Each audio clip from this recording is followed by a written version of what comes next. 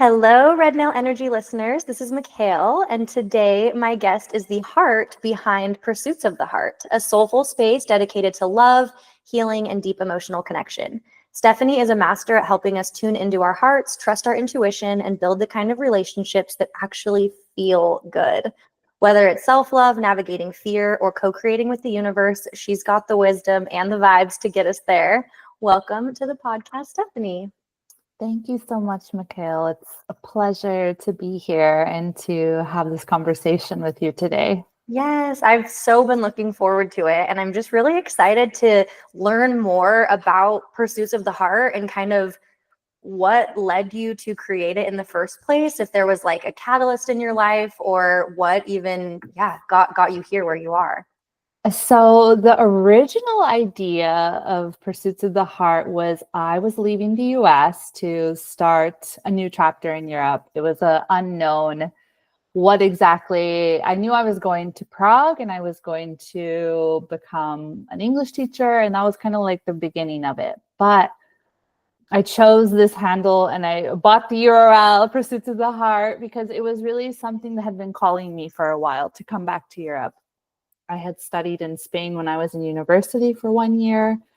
And Europe has always just been a place that's been pulling at my heart. And it just really, it kept calling me back. But I did, the normal things. Like I went to get my master's, I worked, I had my own apartment, blah, blah, blah, right? But then I just felt that tug that it was like, it's time to go back to Europe. So that is how Pursuits of the Heart started. But then it evolved into me actually looking at what it means to live from the heart, right? Because sometimes we think like, okay, following your heart is this very maybe some people can even see it's childish, right? They can see it as like, oh, like I don't have that luxury, or it's like superficial, or, there's many other things that people can kind of have misconceptions about. But I realized that living from the heart and following the heart, and it's actually many different things, right? It was like learning how to love myself through transition and change.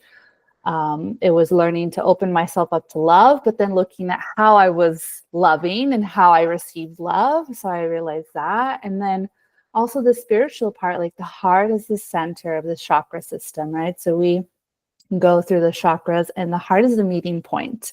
So it's where we find balance. It's where we find this sort of cohesion between these lower chakra issues or needs that keep us in the real world and can be kind of constricting for some. But then there's like the upper chakra where everyone becomes very intelligent and they learn a lot of things, right? And a lot of us are really developed in the upper chakras, but our lower chakras are always kind of calling for a little more nourishment.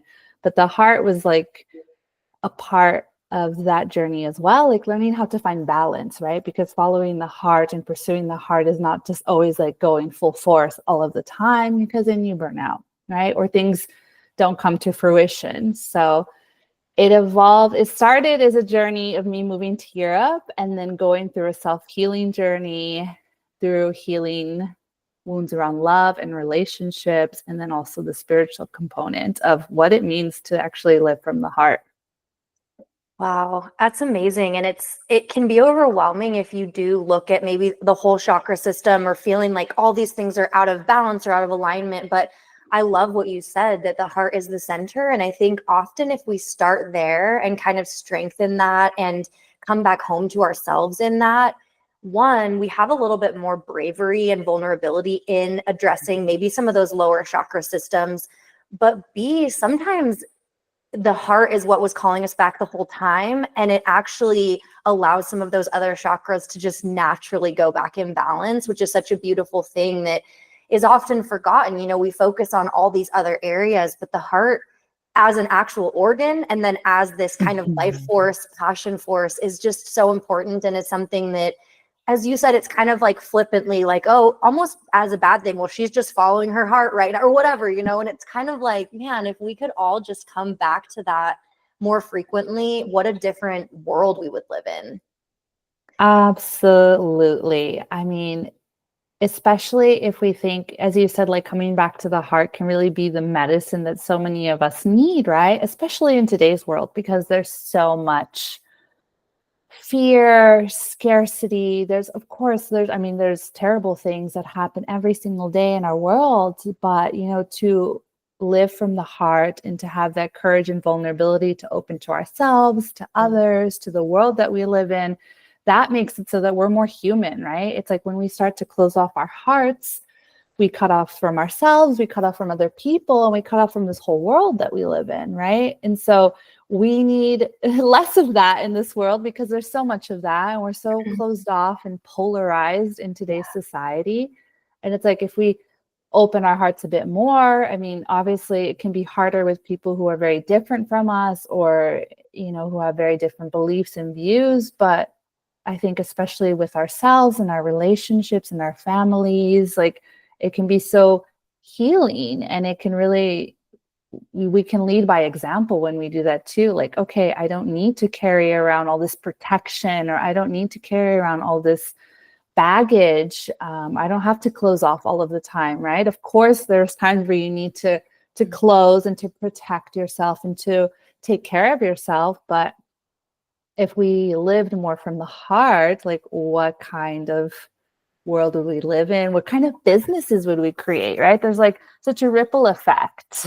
Just how different the day to day, and then it's like the big things would then become those small things become the big things. And I was recently introduced to heart coherence meditation. And so really dropping in, and like, as I was doing it, I mean, there's moments I can feel my heart space breathing and expanding, and this acknowledgement of it in a way that I think, again, we go through the day so just on autopilot. And so there have been moments where I may initially start the heart coherence meditation, which really is just inviting you to have awareness to your heart space and to let that be where you're kind of starting before making decisions or responding. And I could have some days where I was a little low vibe. Maybe I was kind of frustrated about something, and I would drop into this, and just in a few minutes of breathing into that heart space and kind of giving some light and love to it, my whole perspective on whatever I was just facing would shift. And so, as you said, like, how different would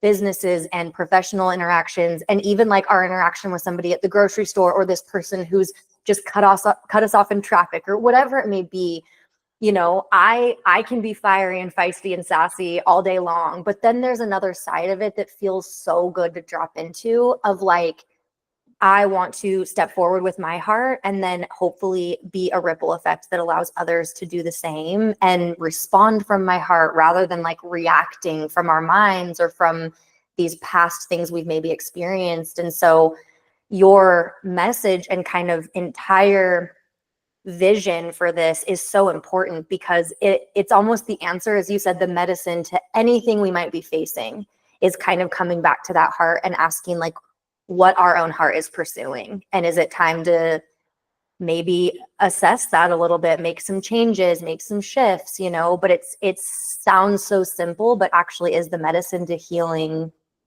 everything. Mm-hmm. Yeah. Absolutely. I hear you on the fiery part as well. Like, I'm naturally a super like, my clients don't see this as much, and maybe like how even my socials and how everything looks, everyone really feels this soft feminine energy, but like, I have a lot of fire. And this is also kind of what's led me to, how can I love myself more? How can I love others more? How can I be a student of love, of the heart? Because I know how fiery I can be, and I know how intense that can be, and I don't want to just burn down everything every day, right? Because it could be really easy to come from that reactive space, and to come from this, like, just burning down the bridges. But right. When I think of pursuits of the heart, though, I almost naturally envision like a heart on fire, in a good way, though, not in a way of like burn it all down, but almost like, how can I start being the light here, and then allow it to radiate outward? And I remember a friend gave me this kind of quote to kind of chew on when I was really spreading myself thin. And he said, make sure that your heart is a lighthouse, not a flashlight. And so when all you're doing is putting your light out to everyone else and you're not pausing and making sure that it's starting from within you, I think that your heart is a light-filled, fiery being no matter what, but it's almost like, where is it starting from? Where is the intention? Am I turning it inward and making sure I'm giving myself some of that as well? And all of that allows those edges to soften a little bit. So as you said, you can then be received by people as this like soft, gentle, receptive being, but don't cross me, because the fire can come back when I need to, I think it's like, then you can be playful with it and it can be more of a tool versus this thing that feels like it's just ruling you and you're out of control. So Yeah, Yeah. exactly. The coming Yeah. back to the balance in it, I think. Yeah. Balancing the fire and balancing, it's like allowing the range, right? I think I see this a lot with women in my practice, in my business, is that there's this need that like we give and there is a lot of heart energy actually, and we're shining the light on everybody else, and we're giving to everybody else, but then at the end of the day we're the last one on the checklist. Right. And part of the heart is like, okay, I can meet and be with others and give, but also I need to meet and give to myself. Yeah, absolutely. Well, take us back to that initial kind of leap that you took in choosing to move to Europe, and kind of, it sounds like, as I'm very accustomed to, put all the safety nets beneath you first. You went to school, you got the job, you did the things, but then you still felt this deep pull. What did that feel like? And then what was your experience with moving, and how did that kind of impact your healing and your personal relationship to yourself? Yeah, it was. So first, before this transition happened, before I went fully in, I remember this feeling of emptiness. And it wasn't necessarily because there was a little bit of burnout at work, yes, but it was just this feeling of emptiness. Like I felt that there was more and I wasn't sure what it was. And I just remember this gnawing feeling of like, something isn't right. And I just remember a drive home one day from work, and I just felt the most empty I had felt in so long. Like, even though like things were going relatively well, like, okay, I had a job, I had friends, I had a social life, I liked the apartment I lived in.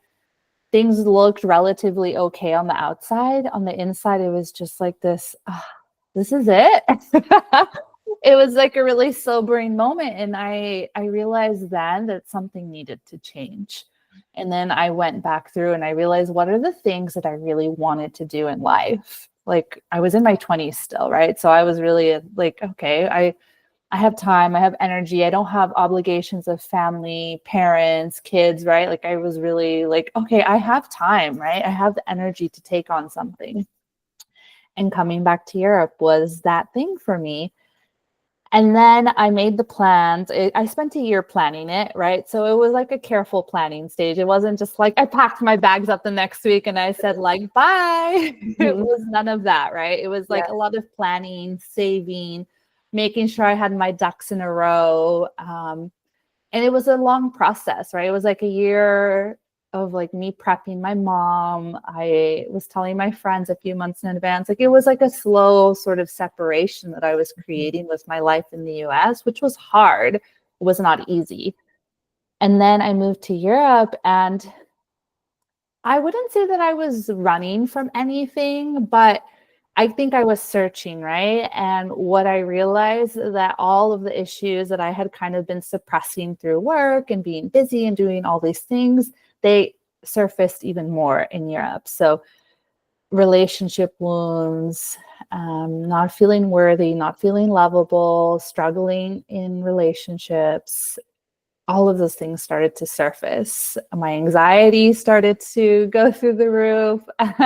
There's all these things that started to surface actually. And that is what kind of shifted pursuits of the heart and what I was going through. It became more internal, and I turned more towards my own personal healing and what I needed to do and what I had been avoiding, right? What have I been avoiding? And it wasn't like I was trying to avoid them, right? I was just busy. I was busy with life. I was busy doing things. I was busy trying to go to the next step. And now I was in Europe and I was still busy, right? I was still doing things, but for some reason, all of these things I had been avoiding had taken center stage because I was away from home, creating a new life, didn't have the same support systems, was adjusting to a new culture, new climate, right? So it's like I completely uprooted myself. And so naturally, all of these other things surfaced as well. Yeah, I think that's so important for listeners to hear because we often see the highlight reel of, here's this girl, she's got it together. She has this great support system in the US. Now she's living in Europe. She's got it all figured out. And it's so important to speak about that in between and how confusing and confronting it can be and how you think to yourself, I'm finally going to be blank, happy, in love, whatever it may be. I'm finally going to do it when this one thing happens. And I think life will teach us over and over again that until we can find peace in the midst of the most chaotic thing we're going through, until we can take 5 minutes in the middle of the day to find groundedness and to be able to come back home to ourselves. It doesn't matter if we live in a Joshua Tree retreat center where there's yoga surrounding us and singing bowls everywhere. It's like the things that we're running from will still be with us until we're ready to face them. And that can feel scary to acknowledge, but then it's the most liberating, freeing thing in the world to say, I'm going to face it right here. I don't have to like uproot everything. And for you, I love that moving became this catalyst and then has been this allowance of so much healing and growth. And I'm excited to dive into even where you are now, in a sense that you were able to heal some of those wounds, enter into a partnership. Like there's so much that making that choice was necessary in order to get. But I think it's like, we can't forget about that messy middle. It doesn't just happen that we make the big move and everything shifts. We still have to keep showing up and doing the work. And so I love that you share that, because there are a lot of misconceptions, or people see things again from afar and think like, oh, if I just do that, I'll be like her. And we're all so much more the same. We're all so connected, and we all have the same struggles that follow us around until we're ready to face them. So Yeah. Yeah, the messy middle. I feel like I've gone through these cycles so frequently in my life, especially since I moved to Europe. It's like learning how to be stable in the midst of chaos, and it's difficult. It's definitely not been easy.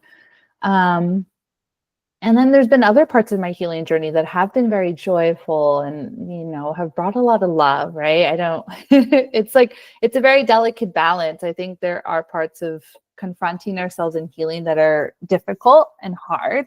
Yeah. But there's also a lot of joy to be found and new ways of being that eventually start to feel more natural, and that it doesn't always have to be hard, but for sure, there were a lot of hard moments, messy middle moments, a lot of failures or setbacks, however you would like to call them in the process. Yeah. And just choosing to stay, choosing to be where you are and be all there. And that's often all we can ask of ourselves. And there's so many gifts wrapped up in being willing to just be where you are.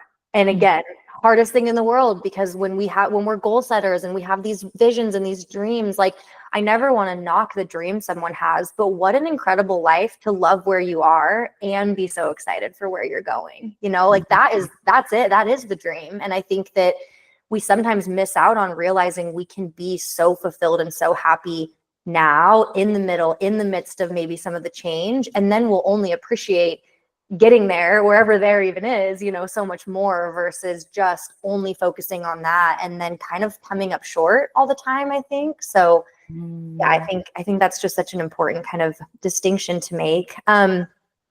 You speak a lot about self-love, and then it sounds like this journey kind of took you to some self-love. What do you work with clients on, or what have you learned personally when it comes to the role that self-love then plays in attracting the right types of relationships, whether platonic or intimate and romantic? Yeah, it's funny you were speaking and I was thinking about self-love already. There was a message that was coming through about this is Amazing. It was just fluttering all around us, even across time zones. Yes, exactly. Because there's a story, and this will relate back to what I do for myself and with clients. I had been searching for love for a few years in Prague because I thought I'm in this romantic city. Like I was so like convinced that my person was there. Like he has to be here. The city is so romantic. Like my heart led me here. Like surely love must be here, right? And it ended up being very different, actually. I ended up being led back to myself, and this self-love was really the biggest part of my journey in Prague. And the last few months I was there, I had this era that I call my own best lover era. And it was finally the time where I was fully okay and at peace with just being single, with just being with myself, with loving myself.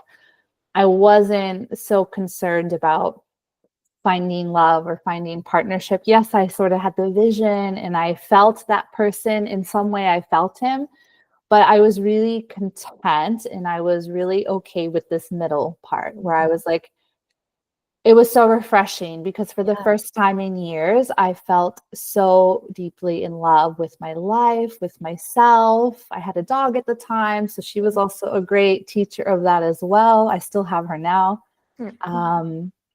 And it was really this having to turn inward and to look at all the ways that I was seeking validation from others, how I was anxiously attached to others, how I sometimes didn't feel worthy or lovable. So these are a lot of the things that I work with clients, especially when we work with the heart, because usually we have fear, we have anxiety around love. Maybe we didn't see healthy relationships from our parents, or our parents divorced, or we grew up without a parent.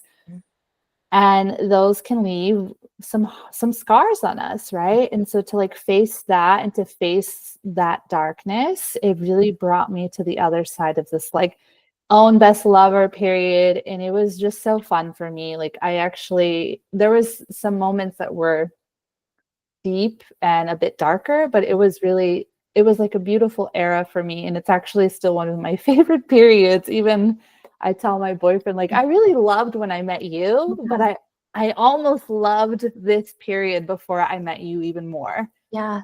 And that's a gift to give a partner, because then it's not saying, hello, I'm going to insert you as the centerpiece and the centerfold of my universe. I've been waiting for you. Where have you been? Like, I have a list of all the things I haven't been able to do because I've needed you around. And it's like, I think it's such an attractive quality to be on the receiving end of somebody that's like, man, my life was so good. Even before I met you. And there were aspects that served me and that grew me and that allow me to be the partner that I am now, because I haven't just been sitting here like a puppy dog looking out the window waiting for you to come. Like, I would encourage anyone listening, if there's something, and everyone kind of has their thing. It might be like a certain dinner that you have always imagined, like a certain restaurant that you want to go to with your significant other. It could be a trip. It could be snowshoeing. It could be an adventure.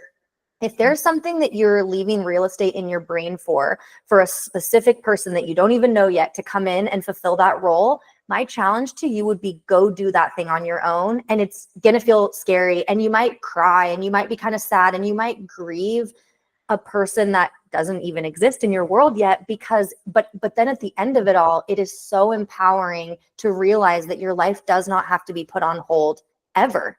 It doesn't have to wait for somebody to step in. And then, as you said, the minute that you finally kind of like flip that switch and you're like, man, life is so good, the abundance that comes in surrounding that, and the people that are so enticed by your energy and want a piece of it, it's like a different caliber of partner than when you're just sitting there like, where are you? Where are you? I'm waiting. And so I love that. And I love the ability to share that with your partner now, is like, I was so deeply in love with myself and my life and this ability to be my own lover in this phase, because all the pressure now is not on him to be everything. It's It's amazing. Yeah, exactly. And that's even a practice for me now sometimes where I have to like return back to that because it's easy then when you get into the partnership to kind of like, okay, wait, I have Mhm. this person, amazing, right? And so sometimes I have to remind myself to come back to this practice. And while it may not ever be like this era I had before where it just felt like, I was on fire and I loved Yeah. myself and I love my life, even its messiness, Mhm. it's still something you have to bring back again and again, I think, in relationship, because if not, that's when we go back into old habits or patterns, or we can place a lot of stress on the relationship. Yeah, definitely. For somebody listening that maybe is finding themselves in that space, what did you do to learn to like be your own lover in that era? And kind of what are some tangible things that listeners could do to move out of that space of like longing and yearning and reaching and instead just like find that love and commitment within? Mhm. I love the idea of doing the things that you mentioned, that you're kind of waiting for that person to come along. Another thing is pleasure. I think pleasure is really important, and it can relate to, it's pleasure in all forms, right? It can be self pleasure, it can be like small little pleasures like having a cup of coffee on your terrace, on your balcony. It can be buying yourself that dessert that you're always eyeing but you say no, not today. I think it's, because when we're relationship and we enter, especially like this honeymoon phase, we're really indulging usually, right? You're indulging in pleasures. You're really tuned into the physical world, to your sensuality, right? So I think learning how to tap into that by yourself is very important. So tapping into whatever brings you pleasure or joy, I think is very important, because that's what you feel when you're in love, right? And so to bring that energy while you're here right now, even without a partner or in between spaces, is very important. And something else,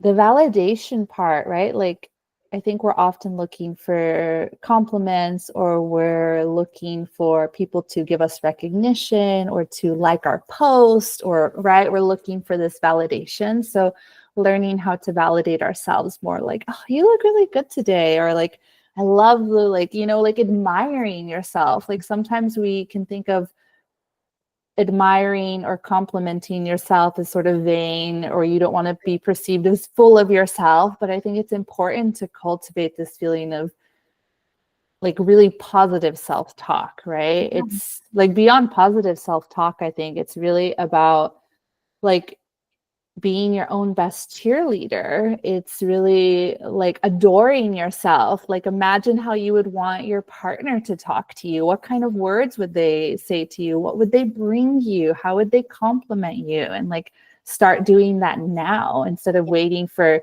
your friends to do it or a partner to do it. So I think the positive self-talk and seeking pleasure in big and simple ways is really important. Yeah, I mean, exactly that, because our outer world is really our belief system internally just pushed out. And so, how can we expect to be adored and desired and chosen by something external if that's not first happening within us? And if we are not first adoring and loving so deeply our own selves? And I think that as women, we're often conditioned to not allow ourselves to feel pleasure unless we are being chosen by a romantic partner. Then it's like the gateway to pleasure, but it's often pleasure to make sure they are pleased. There's all of these disconnects I think that we feel as women. And so to even just stop omitting pleasure from our lives in the ways exactly as you said, oh, I really want that, but like I shouldn't, or oh, whatever it may be. It's like if we just start allowing pleasure to come into our life in these different ways, very simple, very small, maybe just take a moment to enjoy, as you said, the cup of coffee versus having it in one hand and your phone's in the other and you're rushing through the day. Slowing down and creating space for the sensuality, putting lotion on after you get out of the shower. It doesn't always have to be a sexual like self-pleasure. And I think that still is so important and necessary as well. But if you're listening and it's like that feels really far on the other end of the spectrum, I think, is it Lady Gaga? I want to say she like self-pleasures in front of a mirror every morning. And there are so many women that would just shy away from that. It's like, oh my gosh, no way. But we expect our partners to want to look at us while that's happening. It's like, how can we expect that if we don't want to admire ourselves and see ourselves in this way? And so it can start with these tiny stepping stones of just bringing some sensuality and lighting a candle and slowing down and kind of, as you said, giving to ourselves the way that we hope and will call in from a partner someday. But then we're already like on the way there, and then we won't accept anything less than that. Like if we're giving ourselves this most amazing amount as it is, some dude over here that comes in that's like, you know, you up at midnight, it's like, I got it covered. You know, I don't need that. So I feel like it sets the bar. Absolutely. Absolutely. It's so funny you mentioned that, because when I was in that my own best lover era or phase, I started having people from the past reach out, of course, you know, old lovers, exes, people who were like, oh, you were so great, Stephanie. Like, why did nothing ever work out? And before, in the past, that would have been like, that would have really fed my ego. It would have kind of stroked my ego and I would have felt good. Like, yeah, like, you know, there's some gratification that I got from it, but I just found it comical at this point when these people came back, because I knew they weren't going to be able to give me what I really needed and what I desired. So it was really entertaining to have these people come back through and just to remind me that, like, oh, I don't need to settle for the breadcrumbs anymore like I did in the past. Yeah.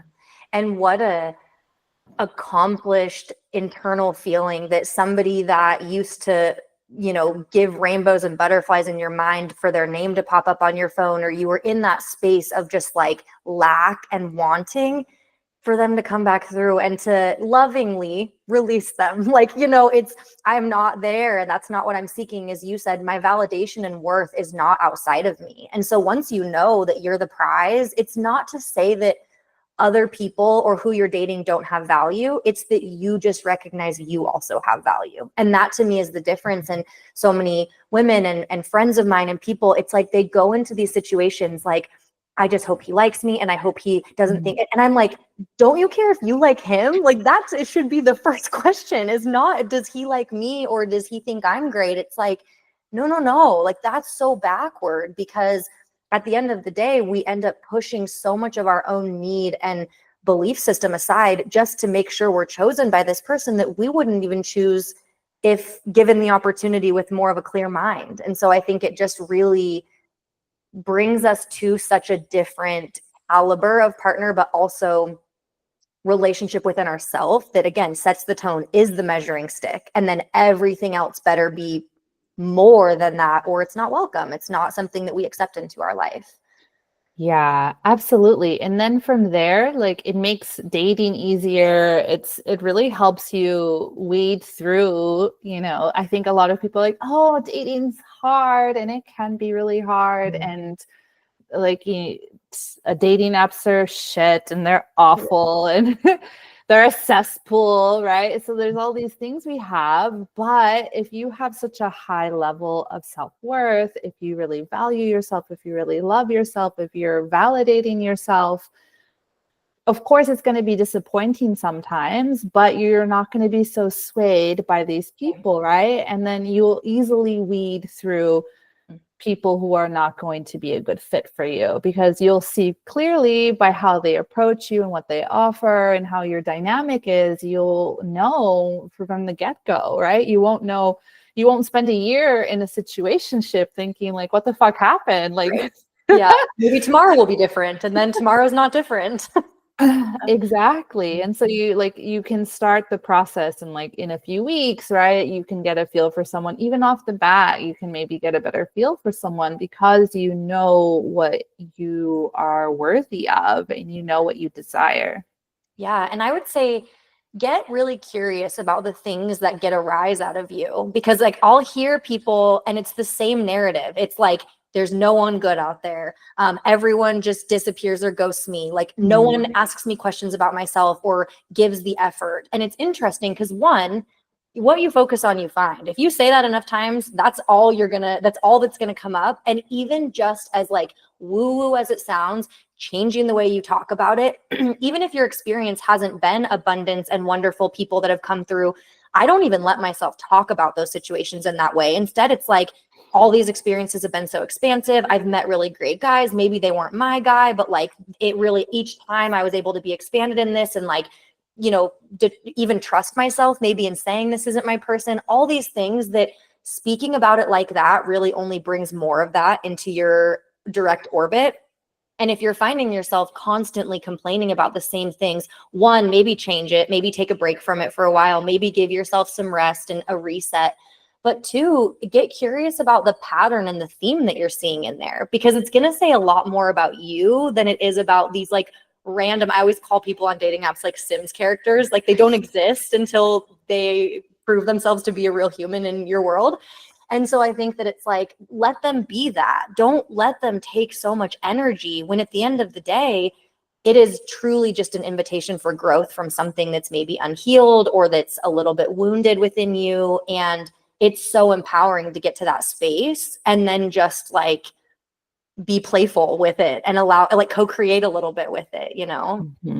Yeah, absolutely. Absolutely. And I love how you mentioned the one part where it's like, okay, I trust myself to know that this person is not for me. I think that's such an important one to acknowledge because as you said, women can often go into like, does he like me? What do you think? Why hasn't he texted? Like, what does he think of me? And there is so much of this seeking energy versus allowing yourself to be sought, right? Allowing yourself to be pursued, allowing yourself to receive. It's like, again, placing all of the, like, you're the pursuer, you're wondering, you're thinking, you're trying to fit into a box even, right? You're trying to be more likable, more lovable, more funny, more sexy. God, I don't know what else. Yeah, like, everything. yeah.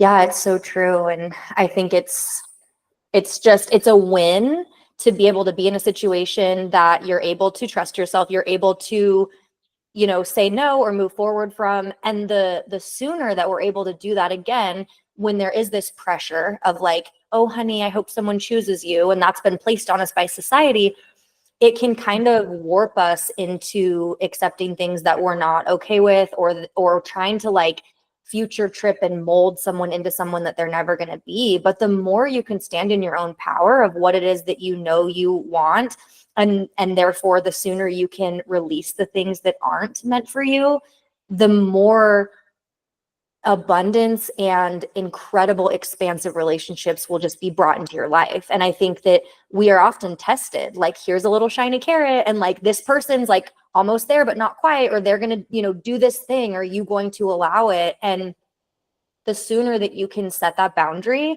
and then move forward, the sooner things just continue to kind of evolve and like meet you where you're at versus you kind of reaching down to meet these things where they're at. Yeah, absolutely. Absolutely. The boundaries are definitely key in showing others how to love you, right? And showing the universe and to co-create and to show like, hey, this is my standard now, or like, this is what I will accept and this is what I will not accept. Right. So then kind of moving into this more recent journey that you're in, will you share a bit about how your own kind of like relational construct evolved, and then what partnership now feels like and looks like to you in comparison to maybe some of the wounded relationships you'd been in the past? That's such a good question. So how I relate in the relationship I'm in now, it's interesting because I did spend my relationship before this relationship. It was more like a situationship, I'll be quite honest. It was very much this push-pull, somewhat toxic dynamic. I know he cared for me, but he wasn't able to show up in the ways I needed. And I just wasn't able to just, you know, cut it off, right? And it took a year and a half. Happens to the best of us, girl. Yeah. And so Sometimes that's we have to live that journey to get to the next one. I lived it, and it was hard, and it was Yeah. long distance. He lived in another country. Like there was so many variables that it's, and now I got to a place of only like, okay, I like appreciation and gratitude, and I forgave him and myself, and so everything's fine now. It's like funny to think about it now, but it was an expansive experience, and it was also painful at times. But now when I met my boyfriend, after a few weeks, it was barely a few weeks, he told me, I'm going all in on you. And I was like, I had like no words, Mikhail. I had no words. I was just like, what do you mean? Like, because I had never had someone actually show up in that way. Right, you're not going to make me work for it. Like, what do you mean? It feels like there's, I talk about the rubber band effect, where it's like, if there's a rubber band around two people, one person pulls away, the other one bounces back. You were in a situation where all of a sudden he took a step forward, the rubber band fell, and it was like, wait, so we don't have to do this like toxic cycle to get to where I've always like wanted to reach for. But, and I'd love for you to speak on, there's a side of that can feel it's different, it's confronting, and almost can be like, is this boring? Is it like lacking the passion because I'm so used to have to like running circles around someone?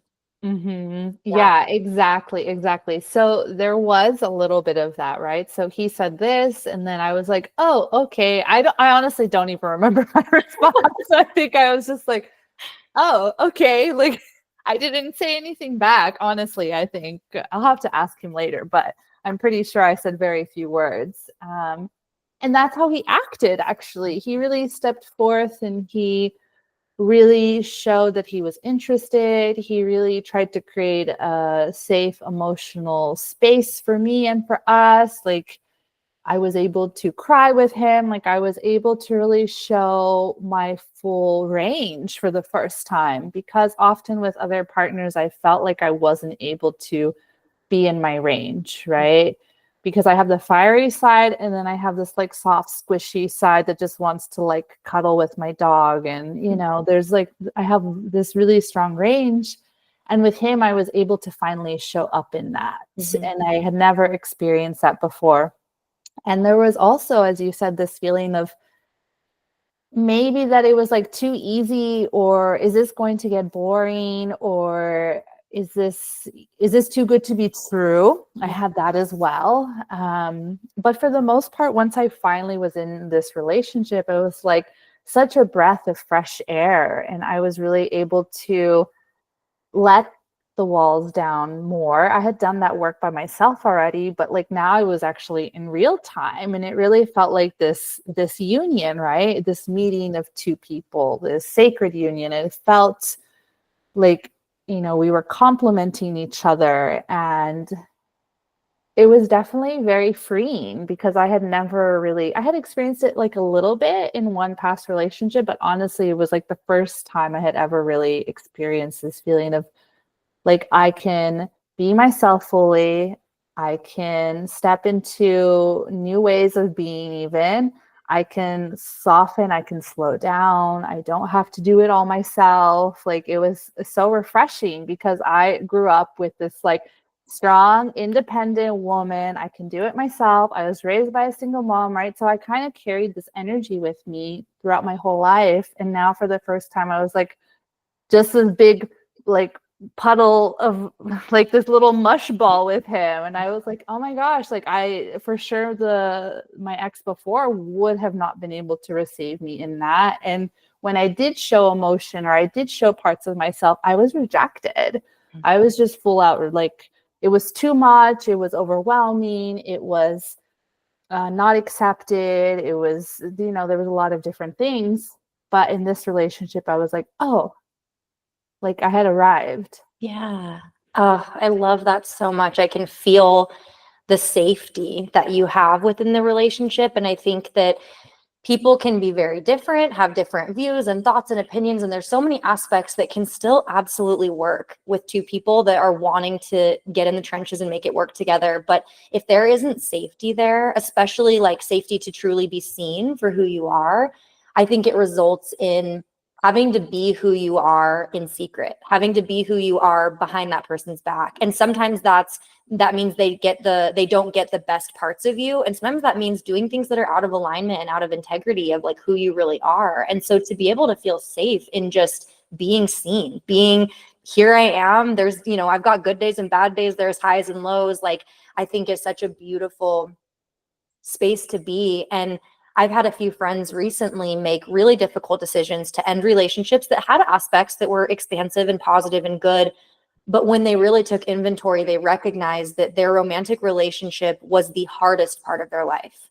And I think that if a relationship is bringing more storms to you than it is calm, that right there is like a good litmus test. And I have like kind of a silly thing I've had a lot of friends do with like trying to decide if they should leave a job or a relationship is just print a calendar for a month that just has the little squares. And at the end of every day, whatever that thing is, you either just do a smiley face or a frowny face. And that's it. It's as simple as like 2 things that you put on there, and then look at it as a snapshot of the month at the end of the month. And if you have more frowny faces than smiley faces, it's time to make some change. It doesn't mean blow your whole life up, but it might be have a difficult conversation or ask for your needs to be met. But I think that how often do we just kind of blaze through? And if we looked at a printout of even our last calendar year, we would have all these frowny faces in this aspect that one like domino falling could change so much. And us, we should aspire to have so much more smiley faces at the end of the day than frowns. And so I think some of the decisions you've made have unlocked the ability to get to this partnership that now feels safe and you're seen and you can be the full range too. You don't have to be all one or all the other. You just get to be who you are, which is so beautiful. Yeah, absolutely. And definitely, if I think back to that previous relationship, there were a lot more frowny faces in the month, right? Yeah. Like maybe now there's a storm once or twice a month, but it's like, I know there's triggers. It's like right before my period. There's, it's sort of like, it's not the norm, right? Yes. There's just these little things that happen, but really taking inventory and being honest with yourself is so important. And I think sometimes people don't want to admit some kind of failure, right? Yeah. Like I failed at this relationship, and it's not a failure, but that's how we perceive it, right? We perceive it as a failure. Like this relationship didn't work out, so I'm a failure. I'm a failure at love. Same thing with the job, right? It's like, oh, it didn't work out. But especially I think with love, a lot of us are like trying to make it work and really like putting it all in. But that can come at our detriment. Yeah, for sure. And reframing, like what a success to choose to end something that then opens the door because there's something more aligned for you. Sorry, my dog just almost tore my computer off the table. That was crazy. She was a little athlete, but I caught it. But I think that it's like I feel like I don't know. There's so much that's there that's so important to address in a sense of how we're thinking and talking about the things and saying like when somebody comes to me, and of course I'm going to hold space. I'm not going to like pop streamers in their face when they're bawling their head off telling me they broke up with their boyfriend. But there is a side of me that's like, I'm so happy for you. And this is such a good thing because we often have to make difficult decisions in order to open the door or the window or wherever it may be, the ceiling to get to where we're meant to go.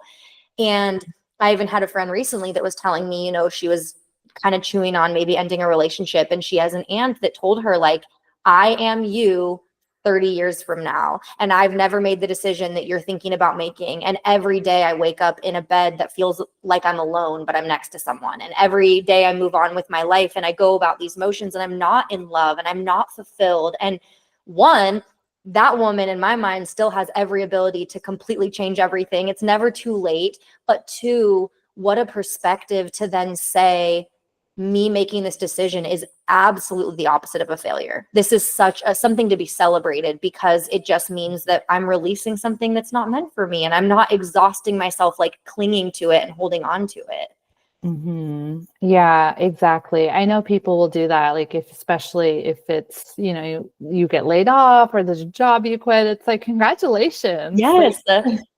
Something new is going to come eventually. And if you really feel into it and you trust that it can be something better, like it can be something better. Yes, absolutely. And like, I've started really echoing, I'm so excited to see what is going to come into this space that you've created by making this really difficult decision. And again, it all exists together. You can be so devastated and feel pain that this person or this job or this situation is no longer part of your life. And that is part of the process of release. But then you can also feel that kind of like buzzing excitement that when you create space, you will be rewarded and things will come in that never had the ability to come in because it was clogged with something else. And now that that space is there and we just sit back and observe and allow, what's going to come in, it's an exciting thing. And I think again, that's almost like the foreboding joy and pleasure. It's like we've been conditioned to go through this breakup, and we just are supposed to like be groveling on the floor and so sad and heartbroken and all these things. And I wish we could inject more curiosity and joy and playfulness and even pleasure, which I really believe can alchemize the pain. If you allow pleasure into that space, and it can be with tears running down your cheeks, but if you worship yourself and you're again putting oil on your body and lighting a candle or taking a bubble bath and really bringing some pleasure into these spaces that are very painful, we alchemize that pain in such a beautiful way. Yes, exactly, because you're holding the range in life, right? It's like, of course, there's always going to be something, and there are going to be difficult times, but when you can hold your grief and your pain with so much love and so much tenderness and still create nourishing spaces for yourself, like it really sets the tone for how you're going to heal through that or how you're going to move through that, because it's coming now you're coming from a place of like, okay, this is hard and I may not see my way through this quite yet, but I'm going to meet myself with that tenderness, with that care, with that nourishment, with that pleasure, whatever it is. And from there we come out on the other side so much better, versus if we come at this like, I have to fix myself, oh my god, I need to get over this, oh this sucks, right? Whatever it is, like I'm, just eating ice cream every night and I hate my life. I hate my ex, right? If it's different feeling, right? Or again, there can be I think I see people overdo it a bit where they like have to fix themselves. Yeah. I have to fix it. I have to fix what was wrong with me. There's this hyper fixation on like developing and making ourselves better in some way really quickly, or going out and moving on really quickly, like going back on the dating apps or doing something too prematurely. So the energy and the intention that you meet yourself in these difficult spaces is very important. Is it coming from a place of shame or impatience, or are you coming from a place of love and devotion to yourself? Yeah, it's so true, and it's one or the other, and we hold the power in determining kind of which side of the coin we're going to look at and what we're going to step more deeply into in those moments. We spoke a little bit about that kind of season of self-love and like being your own lover. How then do we address our kind of emotional availability and know where that point is when we're ready to maybe step back into accepting partnership into our life? That's a good question. I think when there are two things usually when you're at complete peace. I think when you have reached a point where you are fine whether it happens or fine whether it doesn't. Right? So it's not to say you're like a complete Zen Buddha master, like completely at peace and completely detached from everything, but the majority of your feelings around it, like I would say 60, 70, like you have more of this feeling of I'm at peace, I'm good with myself, no matter if this partnership, what, even if I end up being a cat lady, right? You're totally at peace with it. And I think that's really important place to come from. And then I think from there, it's like you can start to open yourself up, because then you're going to come from a much more pure place of just, I'm good and I know I have standards. And I think, yeah, I think that's really the main thing. Like, how at peace are you with it? I think sometimes there's two things I see.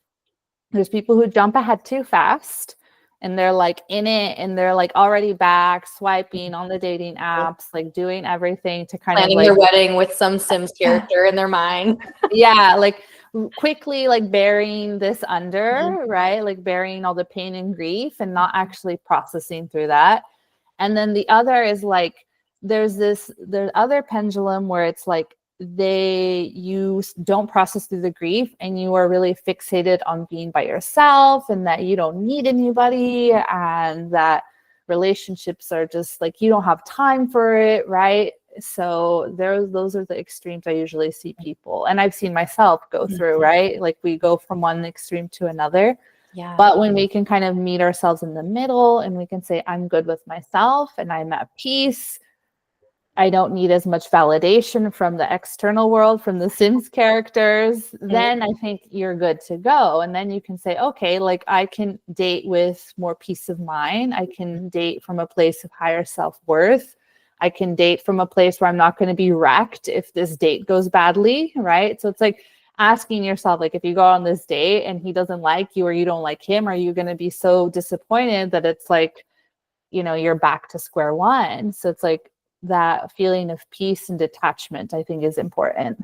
Absolutely. And I think both those extremes, obviously, it's like it's almost anxious and avoidant attachment on a spectrum, right? So I mean, that one side of it being like, this next date better be everything or my whole world falls apart, or I am a man hater, I don't need men, I'm going to speak, there's no good men, they all lie, they all suck. Both of those are like almost one and the same. They're just on different sides of the spectrum. And I think that coming to peace, it's almost like a deep knowing that you already have everything you could ever desire, that partnership, it doesn't mean, because I've toyed around with this a little bit and I've tried to get myself to this place of saying like, I don't care if I ever have a partner, or like, I'm never a mother, these things that are deeply important to me, or I'll be completely fine if I like never have those things. I almost feel like it's when I actually release and go, oh, I have nothing to worry about because my future self does already have all of those things. And I'm getting in my own way by trying to like wield this over here or push it away over here. And actually that moment of peace is like, I don't have to worry about this. Like, and then I can just exist and I can bring my best self forward and I can analyze again, like, do I like this person as well? Is this somebody I want to move forward with? And things start to fall into place and feel so in flow in like freaky ways when you get to that acceptance and that kind of detachment from specific outcomes.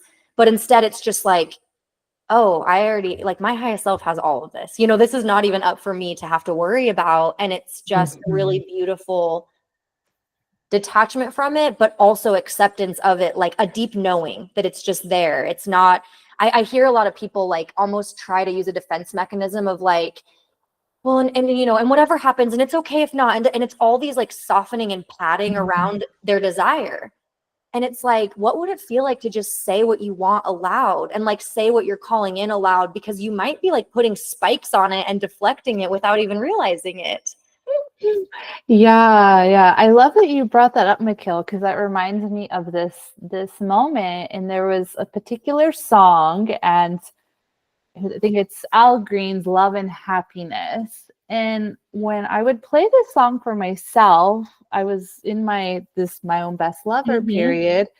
And I was just so filled with this feeling of like, I have it, right? I have this love, I have this happiness, like that partner, he's there. I just like, it sounds, very woo-woo-y, but he's there, like he's here. Like there was no worry about it. It was just like, I felt that love and that partnership already, and I felt him in some way. Like I felt his presence, and then I didn't overanalyze it though. And I was like, oh my God, is he out there? Like, where is he? Right. It was just more of this like feeling of being at peace, like you said, of like, okay, I'm not going to worry. Like, he's coming. I don't know when, and I don't know how.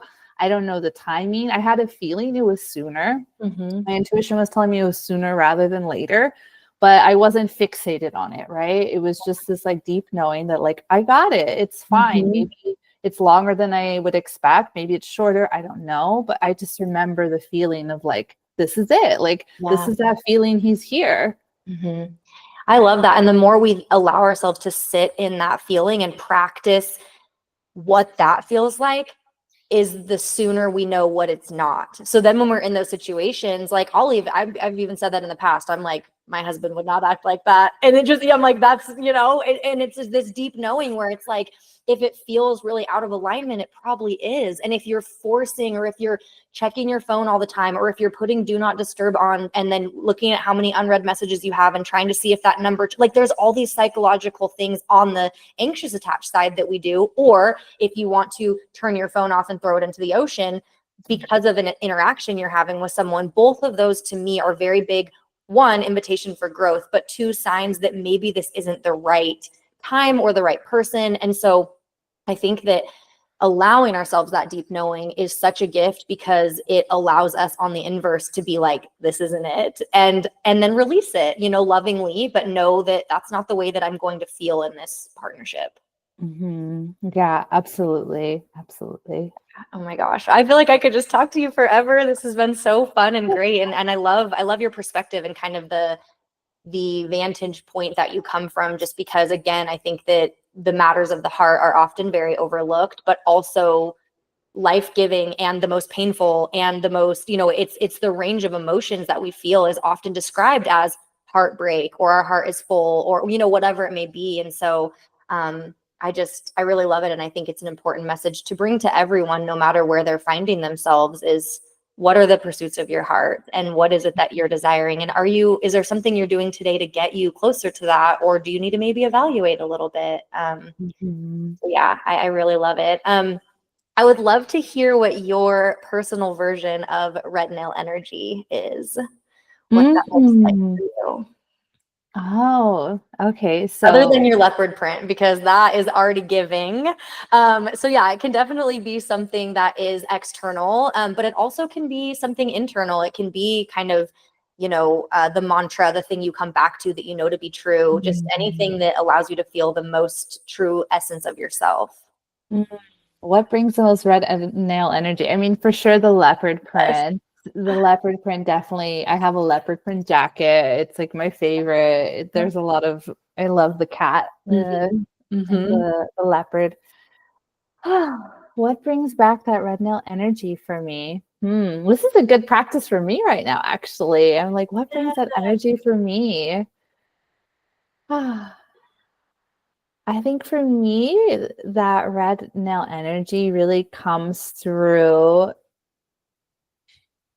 this like queen archetype, right? If we think of the feminine archetypes, and there's like the maiden, the mother, the wild woman, like the queen, right? I think the queen is that red nail energy. And I've worked on this with myself and with clients. And I think when we really feel that queen energy, it's like, not that we're trying to over dominate or overpower people, but it's just that we can lead ourselves and we can lead our people, right? Yeah. And I think that's really red nail energy, where it's like, I got this, right? Even though I may have problems, I may not have smooth seas, smooth waters, I know I can lead myself, I can lead my people, and I'm going to be good. Like, I'm going to be good no matter what.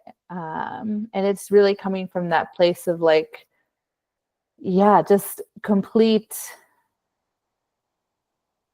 like feminine power, I think. Embodiment. It's that quiet confidence that commands attention. It doesn't demand attention. There's such a difference. You can feel when someone walks in a room and you're drawn to them, and it's like, whoa, and they're just existing because it's embodied, versus the person that's performative and walking in and being like, I need everyone to look at me. I think those are very different archetypes. But for me, the queen is that like quiet, peaceful, calm, embodied confidence that doesn't really have to prove anything because she just already knows what's true internally and is able to kind of walk with that grace, and then in turn allow so many others to, whether it be by witnessing her or unlocking something in them. It's such a domino effect that's so beautiful and can be felt by everyone around them. Yeah, absolutely. Absolutely. It's like it's goddess energy as well, right? It's like, Yeah. I really like, it's like this come to me energy, and it's not from a place of because I'm better. It's really Right. because like, this is just who I am. And, we can be here together and we can unlock things within each other. And it's not from a place of, I need this validation either. Yeah. Oh, I love that. I love the kind of even like visualization and exercise at times. If you feel a little out of your power, of just like pulling your crown back down and really feeling that and feeling the energy come back in. And, for anyone listening, it's such a small, easy thing to do. And it's like playful and funny. Like imagine this bejeweled golden crown or whatever, and just pulling it back on and like calling that energy and power back in, maybe before you go do something that is a little scary or that you have a little bit of nerves around. And it's just like a small shift that allows you to step into that room with so much more like emboldened confidence. So I really love that. Is there anything else intuitive kind of on your heart or mind that you want to leave listeners with before we close? I feel, let me feel into it for a second. Please do. I think the feeling that comes through, especially as we talk about the queen and everything that we've talked about, is to allow your desires to take up space. Allow the desires to take up space. Allow yourself to daydream. Allow yourself to envision that queenly version of you, right? Like, what kind of love is she receiving? How is she treating people? How is she loving people as well, right? I think there's a lot to say about how you love as well. And really allowing those desires that come through you and allowing them to take up space and not trying to play small. I think so many women, almost every woman I've ever worked with, has this feeling of having to play small somewhere, some environment, some relationship, some family relationship, whatever it is, but to actually allow yourself to take up more space, to step into your own queen energy. It's so important. And as women now, we really have that privilege, some of us especially, to step into that. Yeah. Yeah. And lead by example. I think asking yourself what that dream looks like, and then it's like shatter the glass ceiling of that dream. Like what exists outside of that? And you'll find where your limiting beliefs are, where you're like, oh, but that's okay, I don't want to ask for more or whatever. And it's like, no, this is an exercise, this is daydream, this is imagination. Like just let it run wild and see what happens when you shatter that, and how much exists outside of this maybe playing it small world that we've been conditioned to be okay with. And it's like, no, we're not doing that anymore. We are shattering ceilings. We're living outside of that. We're really allowing ourselves to dream big. And I love that you said that. Allow your desires to take up space. That is such a beautiful thought to end on. I just think that, as you said, I mean, we are often conditioned and taught to maybe not even desire anything at all. So what would it feel like to allow that deep desire that's kind of burning in your heart and asking you to tune in and listen to it for a minute? What's it trying to say? And what would it feel like to bring that desire into your life and allow it to come to fruition? Because oftentimes the only thing standing in the way from that desire is your own self. Yeah, exactly. Amazing. Well, I appreciate your time and energy and all of your wisdom. And I will make sure to link in the show notes how listeners can find you and follow you and connect with you. And on that note, I'm going to say it again because I just think it's so beautiful. But Red Nail Energy listeners, let your desires to take up space as you enter into this next day, next week, wherever it is that you are finding yourself, next chapter of your life, maybe. Think about those desires, like release them from your heart and really, really allow them to be something that you make time for, make space for, and just watch the magic happen. Incredible. We'll catch you on the next episode. And as always, you are seen, loved, and never alone. And we'll catch you next week.